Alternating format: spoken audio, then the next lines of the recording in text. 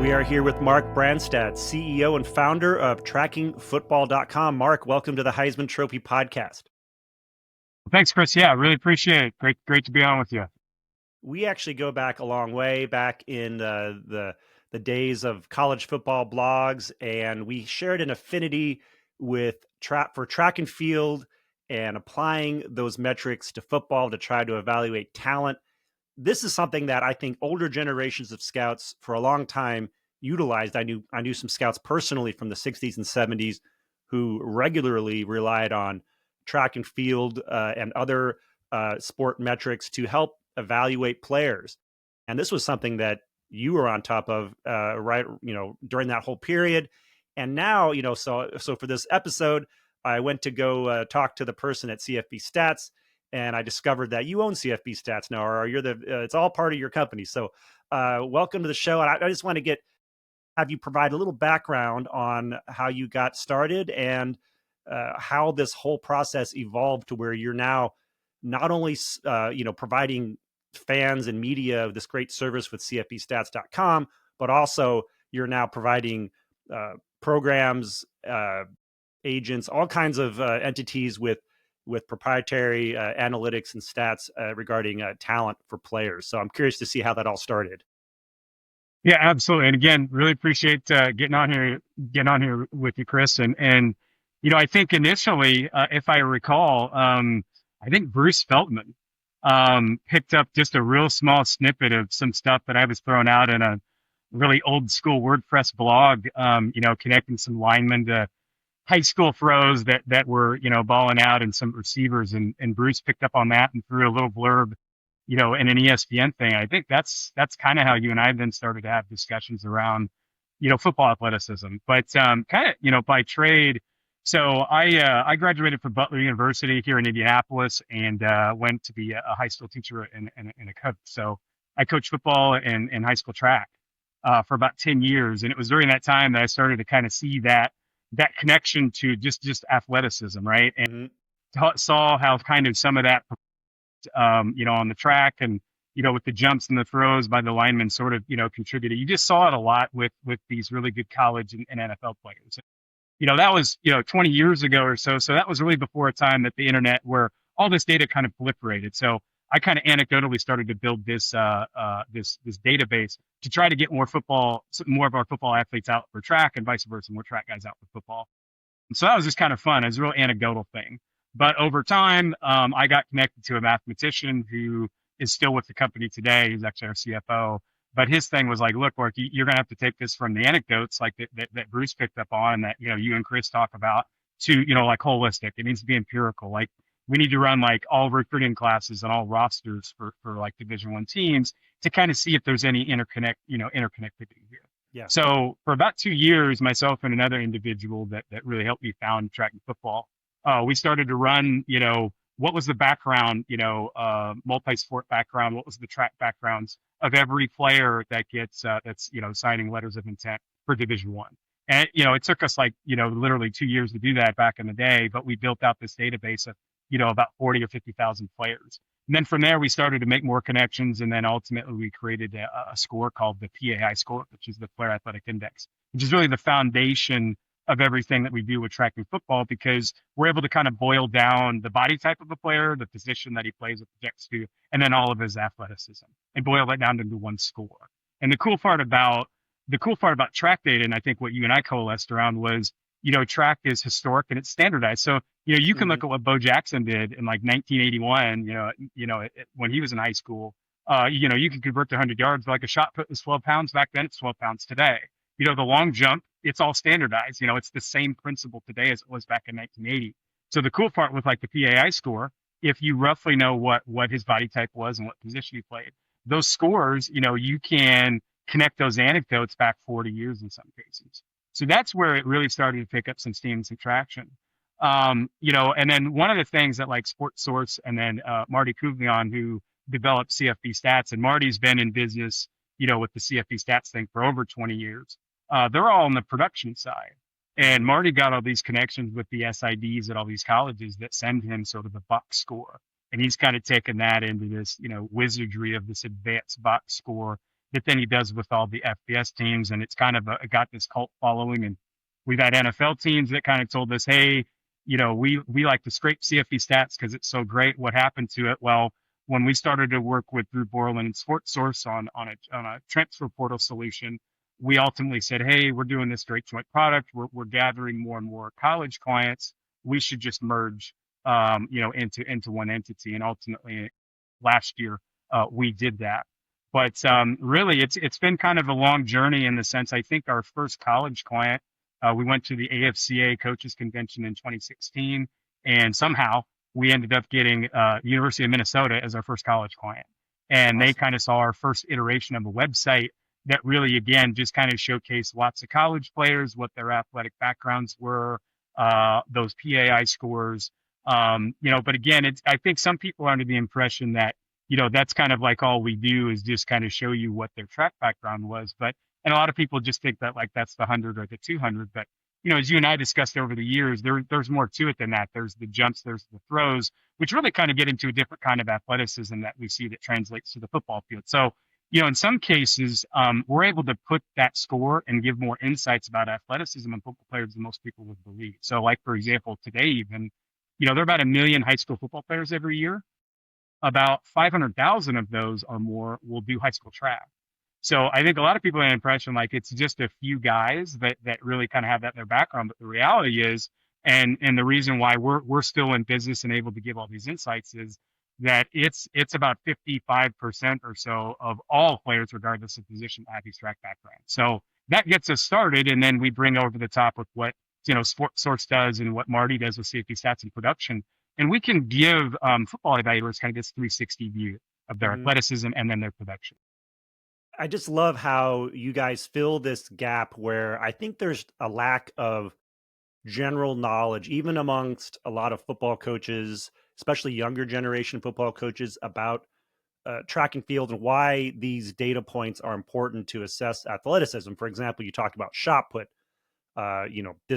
If someone has a certain shot put, there's a certain level of power and torque and their explosiveness, right? And if you have a lineman who has a discus mark, or a decent discus mark, and generally linemen are bigger than the average discus thrower. Average discus thrower might be ideal discus thrower might be what, 230, 240. If you look at most of the great ones. Really long though. Yeah, typically, those Olympic caliber guys have super long levers, right? Because it's kind of the leverage event. They have super long arms. One guy that comes to mind, who's much bigger, but Margus Hunt, for example, I think he played for the Colts for a long time. Went to SMU originally as a track athlete. Was probably overdrafted, but kind of, held his own in the NFL. I think he played for 8 or 9 years. Really got it figured out. But Margus was a really tall, I think 6'8", 6'9", really long levers, and then ended up being 300 pounds and an interior guy. But really successful discus guys tend to be really long levers, right? Also, whereas the shot, just really, really massive. But if you're 300 pounds and you can do that rotation, the spin, I mean, that shows your athleticism, your ability to have balance. Absolutely. At that size. I mean, I think if more football coaches understood that, instead of just glossing over it, this is a way to, especially with linemen, it's really hard to evaluate athleticism in linemen aside from just the eyeball test and seeing them move around and bending their knees and that kind of thing. But if you show that flexibility, it's impossible to do a certain thing with the throws without also having this, right? Absolutely. And I think that's one of the things that has changed over time. Again, when I was coaching high school, you actually you weren't allowed to record, your track athletes and then show them that recording during the meet. Now that's changed. And again, and the reason I bring that up is that the important thing is that now, like a lot of, even these high school track events are, they're online, right? You can see and watch exactly what you just described. You can actually watch it, right? You could be anywhere in the country and watch a football prospect and kind of see how he moves, by spinning and throwing the shot if he's a spinner, throwing for power. So a lot of this now is much more visual if you want it to be. You can certainly focus in on the data the performance aspect, which we do. If a guy throws 53, 54, that's pretty good. And hey, he's a 4-star, athlete and he's 6'4", 300 pounds, statistically, you're probably looking at something, and we can get into all the analytics, but what I always find interesting too is that, especially in this era of NIL, which is, relatively new, is that a lot of these star ranked kids, these linemen, they don't necessarily have to go wrestle. They don't have to go throw, but a lot of these guys continue to compete, through their high school career. And I think that shows, even more of an intangible on the competitive side. But to your point, back to the technique, yeah, I mean, all you have to do is go to some of these meets or watch them online, and you'll see that these really big athletes can really move and are super powerful. And then you can kind of see how that translates, right? Because it's it's in a small space and everything else. And there's a lot of emphasis now on guys with speed, even the big linemen with speed. But hey, there's even there's the 4x1, the thrower relay too. There's and that's all kind of in fun. But there's opportunities for some of these big guys to get out there and show their lineage.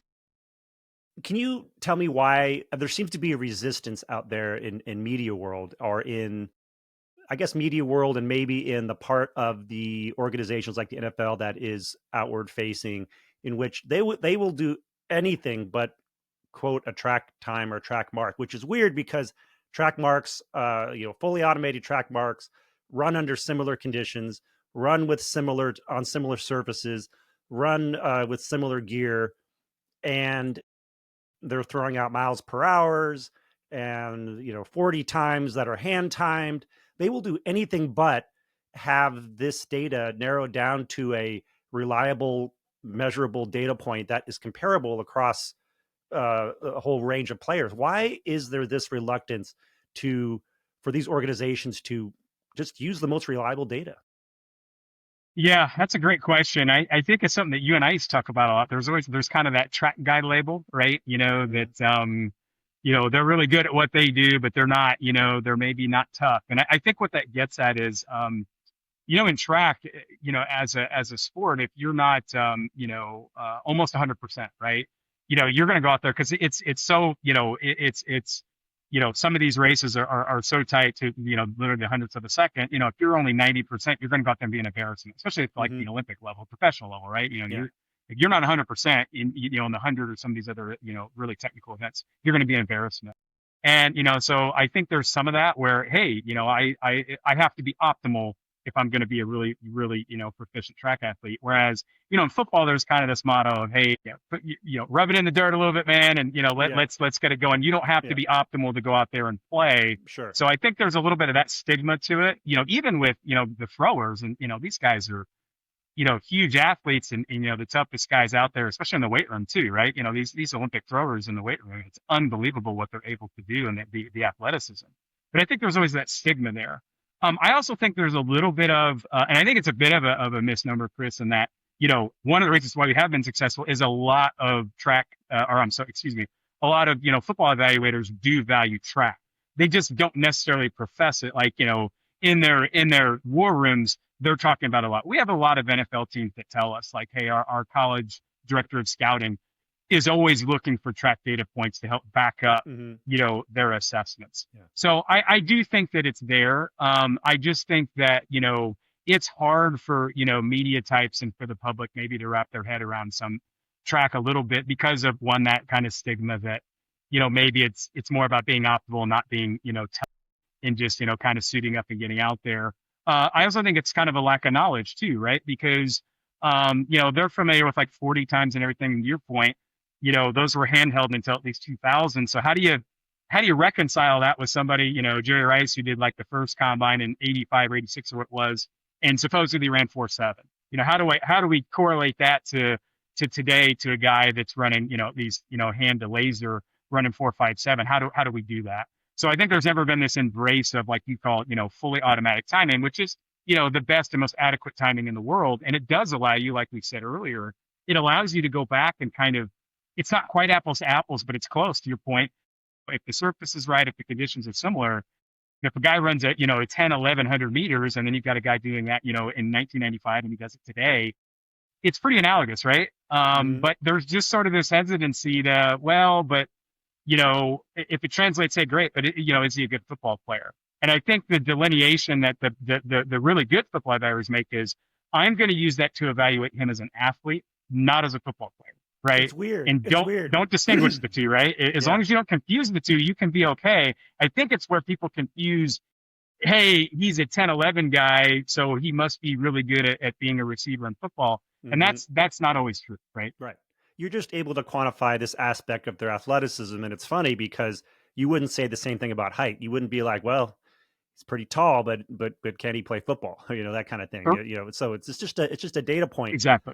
The other thing that I'm curious about in your evaluations, how deep your nuance gets. Like, for example, you coached high school, right? High school track. Mhm.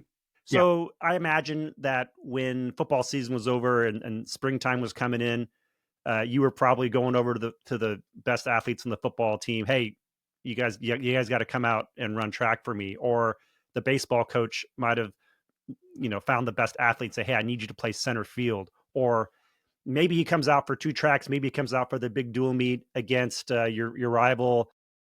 And so there's some athletes who play football who if they had taken the full-time track route, maybe they could run a 10-2, but they only came out twice and they ran 10-8s, 11-0s.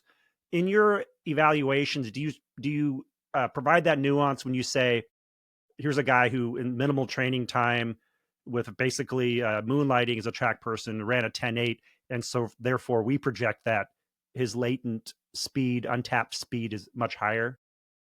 Yeah, great question. So we get asked that sometimes. We try to stay out of the projection game on metrics just because it's a little bit of a slippery slope. Hmm. There certainly is. You bring up a good point. I mean, we hear from some coaches and evaluators like, hey, some parts of the country, there isn't necessarily the internal structure for coaching, right? Like, And and I'm gonna cold weather as well yeah, in oh certain yeah, states. Yeah. and I coached here in Indianapolis, and indoor track was certainly a thing. But yeah, I mean, certain years you could barely do anything outside until Yeah. April, right? So, and then you got these guys in Texas and California and that have they're literally going into their districts, in late March and early April, and we're really just getting started. So, there certainly is sort of this handicap to it, and I think some people sort of hey, if he's from the North Midwest of the country, if he's from Michigan or Indiana or Wisconsin, he runs a 10-8. He's probably more of a 10-6 guy in Florida. We don't do that statistically because I don't like that's the beauty of track you know is it standardized and it doesn't really care unlike star ratings things, it doesn't care whether you're a star football player. The numbers are the numbers, and that's what's so beautiful about it. But at the same time, you're right. There are certainly, coaching probably does matter. I mean, having been a long time coach, for the most part, did I have anything to do with, and I had the pleasure of coaching a kid that won the long jump in the state of Indiana twice and played at Ohio State, and then he played for the Kansas City Chiefs for a while. But he was just a naturally great athlete. I Hmm. didn't have a lot to do with that. So to me, I kind of think outside of the, externals like the facilities and the weather. Can coaching help? It can, but I think at the high school level, track is it's not very, it's in my opinion, the statistics aren't all that linear. Whereas football is more of a linear progression. The more somebody plays, typically, the better that they're going to get. You'll see this linear progression. With track, it's very sawtooth with high school kids. You'll have a kid who'll go out and he'll run the 100-year point in 11:5, first meet and it's 40 degrees. And then, if the weather gets nice and he's a high school kid, he might go out and run 11:1 and wow, where did that Hmm. come from? And then he'll go Right. back out and maybe he broke up with his girlfriend. He runs 11:3 the next day, the next week. Right. So it's very sawtooth. But so you don't see that nice linear progression with track performance. So, and that's another reason why we don't like to necessarily progress to do the projections on progressions, because you might have a guy that goes out and jumps 18.9 his first long jump, figures it out, and then 2 weeks later goes 22. So there's some really strange things that go on there, but by and large, I think that high school track performance is mostly genetic, right? Yeah. Right. Coaching does matter, facilities matter, weather can play a factor, but if a guy's a really good athlete and he's trying, things, the numbers are going to show, Yeah. right? What Yeah. about the actual events? Do you educate your clients on what the performance in various uh, events mean? For example, a great triple jump mark would not be maybe as desirable as a great long jump mark because of the speed and foot turnover aspect to long jump versus maybe there's just more of a dexterity and precision kind of thing with triple jump. Absolutely. Yeah. So another great question. And we do get that, not as much anymore because most of our clients, we've kind of taken them through that ringer, but yes, we do get that question. And our service kind of allows for our evaluators to kind of decompose. So for example, if you're, let's say you're, at Texas Tech and you're a football evaluator there. And, that's an interesting one to bring up right now because they're, probably the hottest team on the recruiting and transfer portal trail. Sure. In the heart of Texas, lots of kids there do track. What we're able to do is like for a triple jump, let's say there's a kid who's 6'3", 200 pounds. He projects to be a linebacker and he triple jumps, 45.7. Most people are not going to even know whether 45.7 is any good for a high school kid, Right. let alone how do you translate that to football value? That's what we can do because we can show Texas Tech, well, hey, in the last 15 years, here are all the linebackers that you've signed that have played for you, and that have triple jumped. And let's say it's 17 of them. And then we can show them where they would fit, everything else, put a percentile grade on it, and then give them a PAI score based on his body type. And that's what we would then talk about. But like with long jump and triple jump, and to some degree high jump, you're exactly right, is that those are kind of hidden gems because that's a different skill in and of itself than just being able to sprint. Those are running events, but you then have to transfer, right? You have to transfer, all of that vertical to horizontal. And, that's a skill that, a lot of athletes don't have, but you see that like on the practice field and in games for defensive backs and wide receivers all the time. Yep. This ability to attention transfer to detail, and work out. You really need to be precise in your movements for a high jump or triple jump, right? You can't be, it's not just pure athleticism. Right. High level of coordination too. It's a different athletic skill set. And in football, you see that ability to transfer that vertical speed. They're backpedaling, they go into their transition, and then they have to leave the ground at a really high rate of speed, right? That ability to transition. And there are some guys who are very linear, can run really fast, but they have no ability to transfer, right? And you kind of see that. And that's another data point that I think a lot more football evaluators, if they're not aware, they're becoming more aware of it to be on the lookout. But it can give you really good insights as to whether or not someone has that ability. And you see that with, there are tight ends that triple jump and linebacker types that triple jump. And it's sort of an unloved data point. And we're able to kind of put a football value on that data point for those athletes. So yeah, it's a little bit of a hidden way to get a very sure. And you also provide data on other sports they play, whether baseball, basketball, wrestling, correct?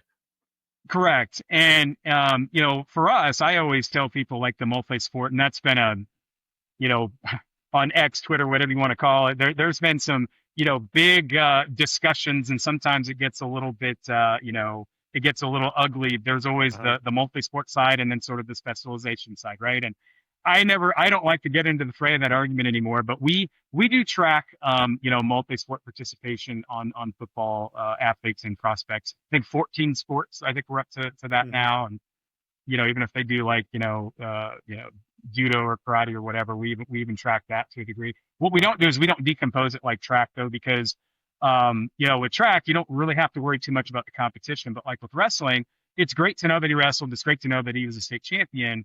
But like, do you parse out like wrestling statistics or basketball stats? Well, the problem is we don't, because you would have to know everything about the competition, and it gets really complicated. So, and just because a guy scores 30 points in basketball, if you didn't watch, you can watch the video. They're like, man, look at that guy. He's a great athlete. Yeah. Terrific. But just because he has, 30 points doesn't necessarily mean he's a great athlete. Whereas with track data, you can really kind of assess, how great of an athlete he is. But back to the multi-sport thing real quick, is what we continue to see is like with quarterbacks. I know ESPN did a really cool study several years ago about, I think they interviewed 120 plus former NFL quarterbacks. And like 98% of them were multi-sport athletes, meaning they did at least 3 sports in high school. And to me, it's not about putting a number on that. It's an intangible. It's like these guys, what does that say? They want to compete. They want to represent their school. They want to be the leader. They want to be around their friends. They want to be the leader of the other athletes, of the other players. That speaks volumes to me. And when you look down the laundry list of like the greatest quarterbacks, that's one thing that almost all of them have in common. Is they were 3, 4, sport at, Brady, Peyton Manning, Drew Brees, you name it. And it's like, but what, you think back to why did they do that? I think the only thing that you arrive at is that they are competitive. Right. They love the sports. They love to compete. What are some underrated sports out there that might shed a little bit of light on a player's athleticism, a sport that maybe a lot of people don't talk about. Yeah. Well, real quick, I'll throw out wrestling. People talk about that all the time. I think the unfortunate thing about wrestling is that not as many football players do it anymore because of the weight restrictions. I think once Hmm. they brought that in, obviously wrestling's great, super tough sport. Some of the others that people don't talk about maybe as much. I think lacrosse is becoming, Hmm. they talk about it a little bit more. You see some guys, I know like the Patriots are infamous for signing those UDFA lacrosse guys, and they end up being, pretty darn good players, special teams. Lacrosse is one of those. I think, coordination, obviously toughness. There's the team aspect that not many people talk about. Let me think of some others. One that's kind of creeping up a little bit, although I don't think it's sanctioned everywhere, is men's volleyball. Hmm. We're seeing that a little bit more on the West Coast, out of some players, and it does make some sense. Like, for the taller guy, the tight ends are seeing, but Yeah, that's becoming a little bit more of a popular one. And by popular, I mean it's still in like the single digit percentiles, sure. but Danny we're Farmer, seeing that a little bit more. Danny Farmer, UCLA, back in the Yeah. late Yep. '90s, was an excellent volleyball player and an All-American receiver. So you could really see his on the jump balls, his talents translating over. Man, I'm looking at your data. You've got 291,000 player profiles. You added 14,000 players this last month. You've analyzed 4.6 million plays, 208.3 million data points, covered 25,000 games since 2005. I mean, this is just such an impressive operation you have here. Go through real quick when you present a profile for a player to a team. Say they've taken your services. I see that you show athletic performance, on field production. You do roster management and evaluation, advanced analytics and scores, and then team strategy. Can you go through just real quick those key points and just talk about what you provide to your clients? Absolutely. Yeah. So in this new world of, the transfer portal and sort of what they call, player free agency, what we realized, 3 or 4 years ago is that we had to get really, really good at player accounting and roster accounting. So really sort of what we advertise and what our clients have come to expect out of us is that basically, at any time when you get on, and we're a dual platform still, because once we acquired Sports Source, there's still the Sports Source platform, which is really, been a production side website, but now it's very much gotten into personnel. And then tracking football is primarily still just personnel with a lot of the athleticism flavor. So it's really a dual platform service. But we realize that what we have to do is we need to be able to give feedback on any player potentially that could get into the portal, which is, you know, power four all the way down to D3. Hmm. And then there are NAIA players, right, who aren't necessarily portal eligible, but they're starting to gravitate up in some cases. And then you've even got some other offshoots. So what we tasked ourselves about 3 years ago was we need to be able to account for every single player, which is about 100,000 total players in any cycle, and about 600 or 700 different teams and rosters. Hmm. So that's kind of all those stats that you see there. And we are constantly adding players, but it's not just building sort of blank profiles that you could get in any other site or service. It's then what is their athletic background, right? To the point, did this guy, was he a basketball player? Was he a hockey player? If he did track, what were his specifics, and can we put a PAI score on him? Did he go to a combine? And we've got combine partners, and we have clients that send us the on-campus data now so that we can score that. And then we've started to get into, are there high school, production stats that we can apply to this kid?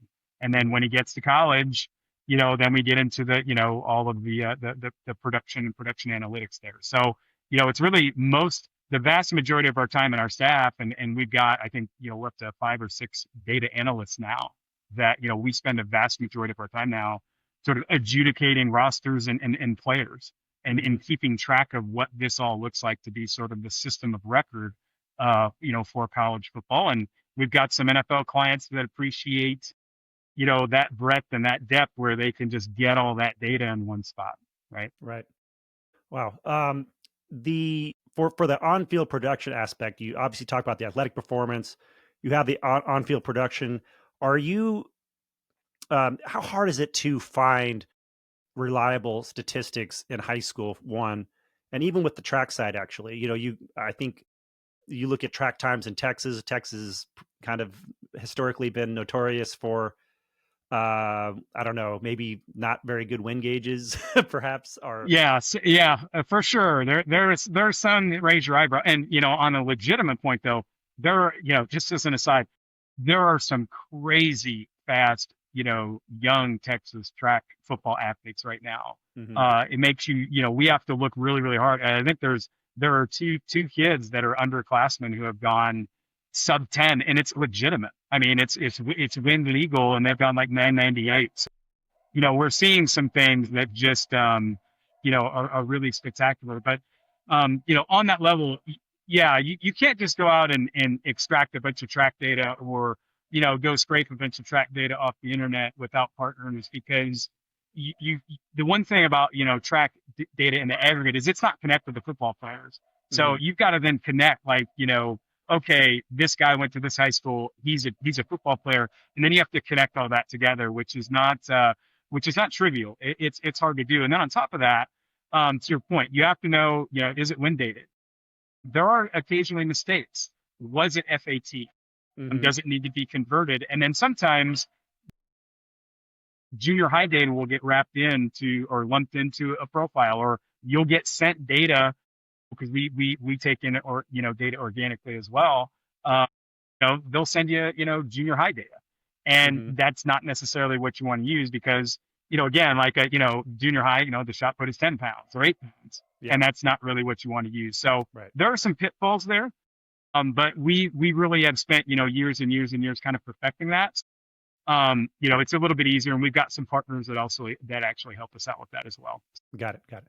Let's look at an example of how you might evaluate a current player. John Mateer, who's a quarterback for Oklahoma, he was the first guest for our season in season 3.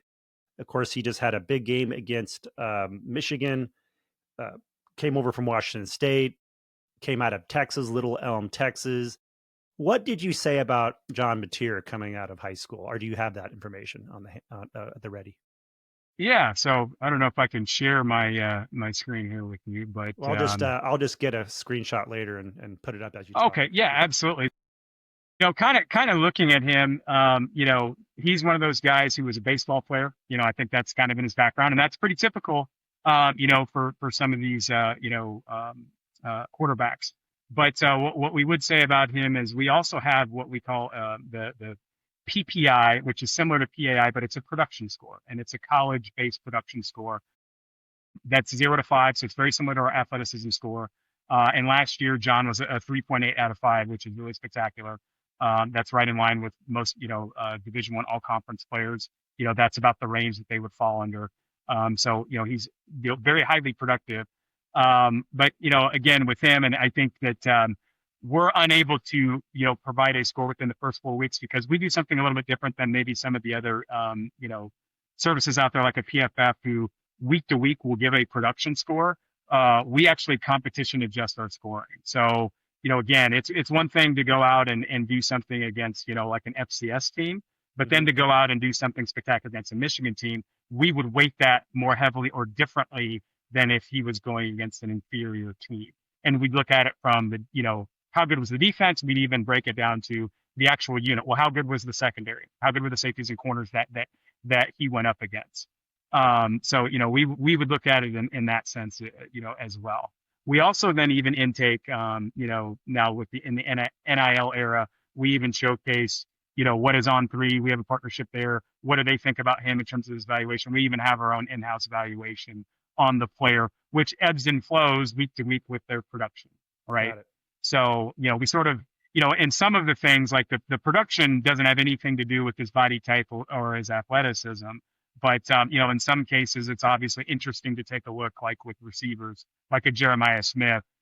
He was a guy who was a state champion hurdler, right, at 6'3", 200 pounds. It is interesting to see sometimes how that can translate. Right.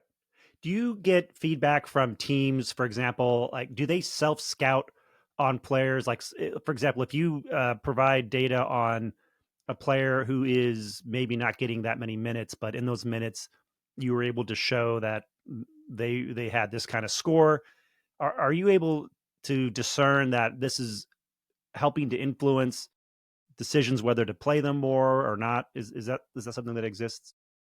Yeah, I think I certainly think that in this era of the transfer portal, that our production score, for example, and some of the things that we do over on the SSA side, which I'll send you the screenshot, you'll be able to see where we really break down some of the critical factors of, for example, John Natsir and how he played week to week or within a season. I think that those things can factor in to some degree. I think a lot of the stuff on the athleticism front are really more for the initial recruiting. I do think that that plays out when, these guys are trying to factor in, hey, this guy's coming from an FCS school, or he's coming from D2 and he wants to come up to like a G5, with skilled players and things. We're told, yeah, absolutely. They're going to use maybe our PAI score or their background athleticism to determine, I get it, that he's dominant production wise where he is, but does he also have the athleticism and the physical traits then to come here and to be successful, right? I think when we're talking about, Division One, Group of Five, Power Four, production rules the day. And usually they're going to look at like, snap counts, right? Hey, does this guy have 200 to 300 snap counts within the season? Okay, he does, and he's in the portal, or if he projects to get in the portal, we're going to want to look at him, and then they're going to look at, well, what was his production score, in tracking football? What do they say, and then how does that correlate maybe to who we already have on the roster? Are we surprised, by that? And they're going to look at, probably, some other services, and they've got their own internal grading. But I think that in terms of the way that they use our production analytics is probably after they've done their initial eval, they're going to say, okay, let's take a look here. What did they say? Now that we've arrived at what we think, what do they have? Yeah. I'm going to present a challenge to you, and that is, for years, decades, there's been constant talk about why don't offensive linemen get more Heisman pub? Why don't defensive linemen, defensive players? And the answer I've always had for that is just there's just fewer metrics, right, to gauge their impact on a game. A left tackle, you can say didn't give up a sack, but that doesn't tell you what he proactively did. It tells you what he didn't do in a way, right? You don't know if how many times he even had to go back for pass protection necessarily. So is there metrics that can be created, or have you ever thought about creating metrics that are more like consumable by media, for example, who are like, if you're looking to create an all-American team for offensive line, it's almost impossible to really have any objective way to measure it and against one another, right? You could have the best left tackle in the country playing for North Dakota State, and other than some scouts saying, "Oh, this guy's really athletic," you can't really gauge that person's performance against the left tackle for Alabama. And so, has there ever been any consideration to creating a more objective metric that can be applied across some of these other non-skill position players? Yeah, so you're right. That is a really difficult one. I think that there are some services out there that use computer vision that have in fact a lot of metrics on linemen. I think that some of those are met with skepticism because, like you point out, I think we've heard from from some coaching staffs that, well, especially with linemen, if you don't know what their assignments are, the blocking assignments, and actually one of the guys I started tracking football with was a longtime line coach. He actually coached with me in high school, and he's always great. Like, you don't know, like what, you don't know necessarily, like if we told him, that he's got help with a chip block or whatever, you don't know what his assignment was. And if you don't know that PFF doesn't know that, but they're putting out a grade. Right. Anyway. And they do a terrific job with like the alignment. So like, and that's how, we're able to give like a player production, score on linemen using alignment and then some of the success in the running game and the passing game. But it's always, it's kind of a proxy. So to your point, it's really hard to pinpoint, and it's probably not doing ultimate justice to alignment on a player by player basis. It's really, really difficult. I think that there are some, and we've been told there are some services that do it at a really high level with computer vision and things like that. But you're right, unless you really have to have, what the coach was telling the player to do. Because I think you brought up the Alabama example. I think a couple of years ago in the title game, I forget who they were playing, but one tackle in particular, who I won't name, I think he was a first round pick, took a lot of heat for maybe allowing a couple sacks. But we came to find out later that it was very open that he was told, not to protect the inside gap. And, and the coaching staff brought that up. Well, no, he did a great job. But I Hmm. think he was graded that, hey, he got defeated multiple times and allowed multiple sacks, but Yeah. he was just doing what he was told. Yeah. Right. And nobody knew that, going into it. So it's really, really hard to accurately grade, linemen in particular. One, because there's so much going on, but two, yeah, you don't have the coaching input. Yeah. And then, they say about defenders, oh, he plays assignment football. Well, sometimes you do the assignment properly, but maybe the play went a different way, and maybe what you really need to have done was read and react and do something different. And sometimes that's what I think you get in certain players where they make the they are put into a defense and they have an assignment, but they recognize that, hey, this running back or this quarterback's going to do a draw play and or something about it, and so they get away from their assignment, sniff out the play, and make the tackle. And this can either become something that grades really well based on someone not knowing the assignment, or when the coach puts out the assignment grades later on, it's like you missed the grade on that. Yeah, sometimes being an undisciplined player can on the stat sheet look really good, right? They got the Hmm. point you're making. Sometimes disciplined guys who are doing what they're supposed to do within the scheme or the play call might end up looking bad, but that's what they were supposed to do. You see that a lot with the kind of the memes and the things on Twitter sometimes where they'll take the snapshot of the running back and they'll show all like the huge gap in the daylight, but it's like, yeah, but he might have been running, it was his own play and he's supposed to follow like the guard, right? That's what he's supposed to do.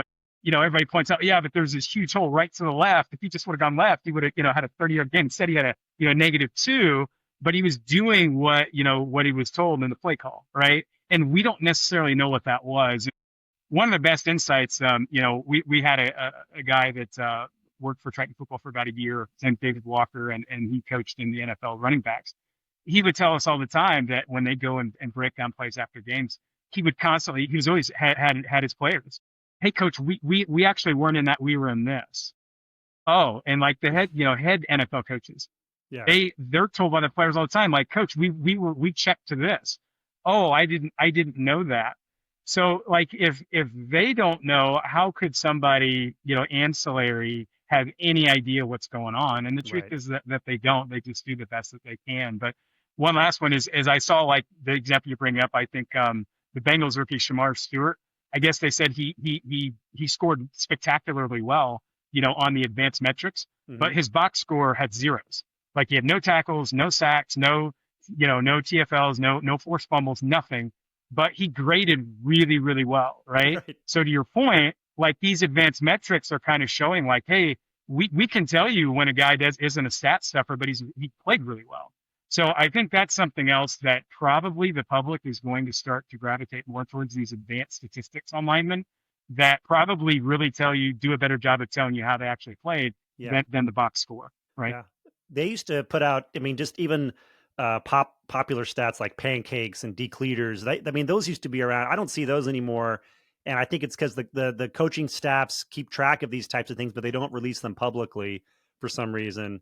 But Right. Yeah. And I think they've been a little more subjective to kind of like drops, like, right. mhm, It's hard to say, objectively what a term of drop art. is, right? Yeah. Yeah, exactly. So there's a little bit more subjectivity to, okay, it's pretty clear when he does pancake, but hey, he kind of knocked that guy off his feet. Was that actually a pancake or not? Yeah. So a Yeah. little bit of subjectivity to it. And then that's funny too, because knocking a guy off his feet are just buying time so the quarterback can throw are equally as effective. Yeah, exactly. So it's kind of like, total tackles, right? Hmm. Sometimes, people, if you look at like the actual stats versus then like the coaching stats, a lot of times like solo tackles are going to be very, very different than what the Yeah. media has versus what the internal number is. Because Yeah. sometimes a tackle isn't always a tackle depending on who's looking. Sure. It also, the tackle, some of these stats depend on the press box, the people that's keeping them. Some press boxes, by that I mean usually sports information offices, are more liberal with defensive back pass defenses, and some are much tighter.